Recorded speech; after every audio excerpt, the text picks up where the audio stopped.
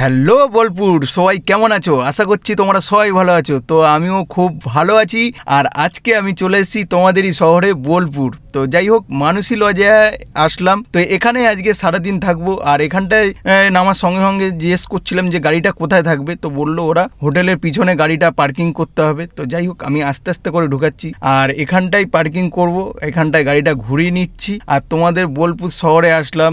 তো যারা যারা দেখছো একটু কমেন্ট করে জানিও, তো আমারও খুব ভালো লাগবে। আর তোমাদের এই যে এই রাস্তাটা হয়তো অনেকেরই চেনা, তো তোমাদের যারা যারা থাকো এই রাস্তাটা তো চিনতে পারবে। আর মানুষই লস তো চেনই। আমি অনেক জায়গায় ঘুরতে পারি, কিন্তু তোমাদের দিদিভাই আর রূপায়ণ ঘুরতে পারে না, জানো তো। আর চলো ভেতরে হোটেলটা তোমাদেরকে একটু শেয়ার করি। মুর্শিদাবাদ থেকে একটা দিদিভাই কমেন্ট করেছে, দিয়া, তো বলেছে যে তোমাদের ভিডিওতে আমার নামটা নিও। তো যাই হোক, আমাদের ভিডিও তো নিলাম, কিন্তু তোমাদের দিদিভাই নিতে পারলো না। তোমাদের দিদিভাইয়ের হয়ে আমি নিলাম। বোলপুর থেকে কারা ভিডিওটা দেখলে কিন্তু কমেন্ট করে জানিও।